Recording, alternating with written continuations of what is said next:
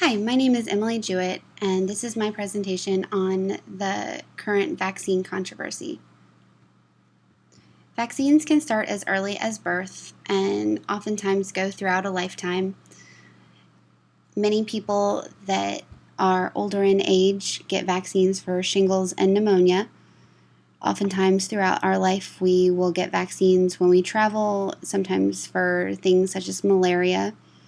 But for this, we're going to focus on childhood vaccines. Recommended vaccines for children ages 0 to 18 are hepatitis B, rotavirus, DTaP, or Tdap, depending on age. The Tdap is recommended for children over the age of 7, and that's for tetanus, diphtheria, and pertussis, or whooping cough.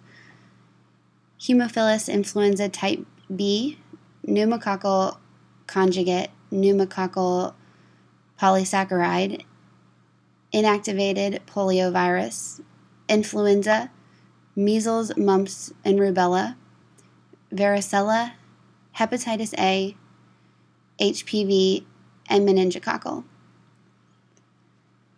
For all vaccines, there's a recommended age to receive the initial dose, a recommended age for a catch-up dose, a recommended age for high-risk groups, and ages when the vaccines are not recommended at all.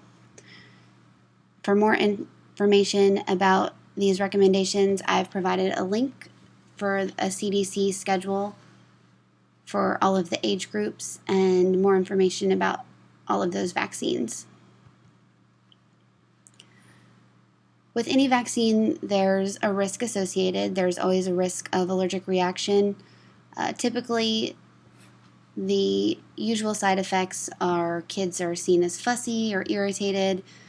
There can be an associated temperature as the body reacts to pathogens in the vaccine and develops the antibodies, which is good. That's what the body is supposed to do. But in recent years, we've seen concerns for links to autism. There's a belief that MMR and thimerosal containing vaccines may cause autism. MMR is recommended by the CDC to be given in 2 doses, the first dose between ages 12 and 15 months, and the second dose between ages 4 and 6 years. And this is leading parents to weigh the risk versus benefit and could end up with them choosing to not vaccinate their children for fear of developing autism. In the end, that leads kids open to contracting diseases and the public at risk if the kids contract a disease and end up spreading it to others that also aren't vaccinated.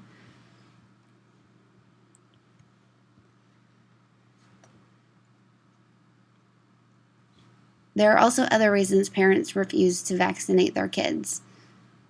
They're worried that the recommended number of vaccines for young children will overload their young immune systems. They're worried that the diseases have disappeared, so there's no longer any need to vaccinate against them. They believe that overall, vaccines just don't work. They feel that the risk of getting the vaccine is outweighed by the benefit of getting the disease. For instance, many parents feel that measles is not a serious disease, and if their child were to contract it, they would be fine and able to ward it off in the way that many of us, when we were younger, were able to get chickenpox and didn't suffer any serious side effects. They feel that vaccines aren't safe in the way that they're stored or handled. Some parents feel that they've had prior bad experiences, whether it's personal experiences themselves or with their older children having a bad reaction. And some parents are just choosing to use other methods, whether it's acupuncture or homeopathic means to keep their kids healthy. They're using those instead of vaccinating against diseases.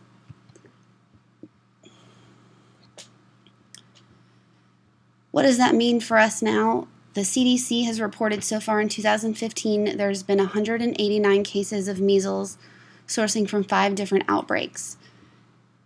Earlier this year, Disney was believed to have an outbreak that was the cause of most of one of these cases. And that was believed to have originated from someone who traveled to the Philippines and was unvaccinated and brought that back and resulted in a large outbreak.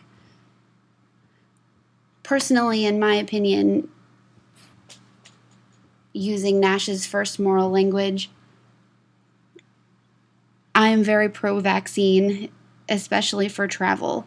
Measles has not been eradicated in other parts of the world, and if I were to take myself or my child somewhere, I would want to make sure that they were not able to contract diseases that were still prevalent in other parts of the world.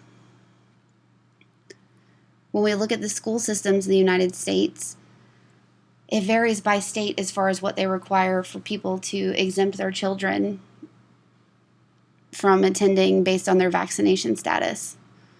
2 states allow for medical exemptions only, 46 states and the district allow religious exemptions, and 18 states allow for philosophical or personal belief exemptions. When we look at the science behind the link between autism and vaccinations, there's no scientific link that vaccines cause autism, even when children may be at higher risk for developing autism, such as they have a sibling or a possible genetic link to autism. There's no relationship between vaccination and the autism spectrum disorder, no relation between autism and the MMR vaccine, or autism and mercury, or autism and thimerosal, which is found in the Tdap vaccine.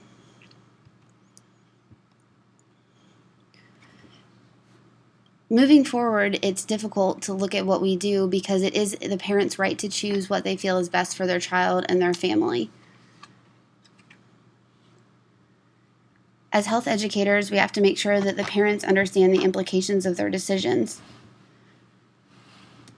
Many states require parents to bring a signed letter from a physician stating they've been educated on the risks of not getting a vaccine if they're going to choose to try to exempt their child from receiving vaccines prior to attending school. If this were the case, I would have to believe that many parents are employing Nash's second moral language when they're looking at if this is the right thing to do, because I can only imagine it's not a decision they're making lightly. I was looking back and going over the article that we read from Sayaka, Dennis, and Black, which found that it's unethical to attempt to change the actions of a person that's informed about their health decisions, that knows the risks of the decisions they're making, and continues to make unhealthy choices. While it might be said that not vaccinating your child is not necessarily an unhealthy choice, it goes to say that are we unethical to try to change the minds of parents that are not vaccinating their children if they have been educated about the decisions they're making?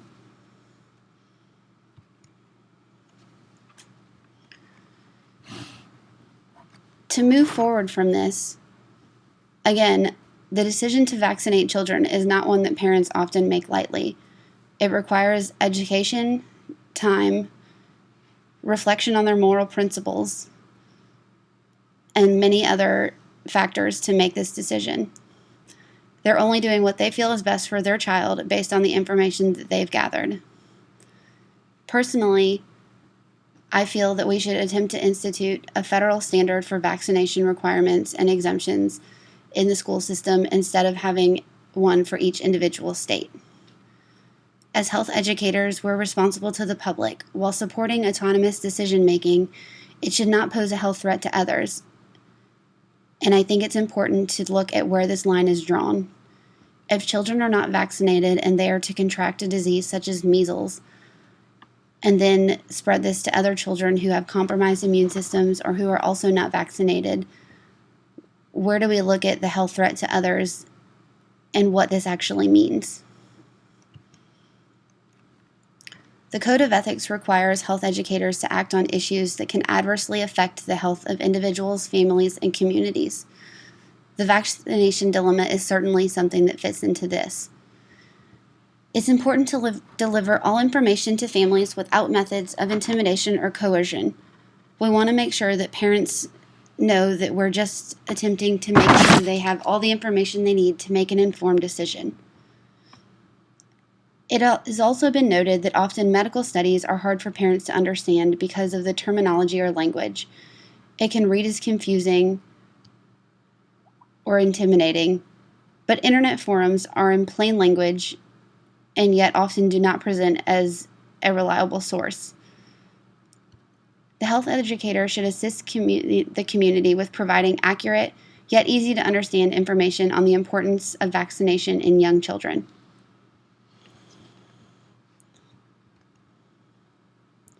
And just to close, these are the references that I used while gathering information to put this presentation together.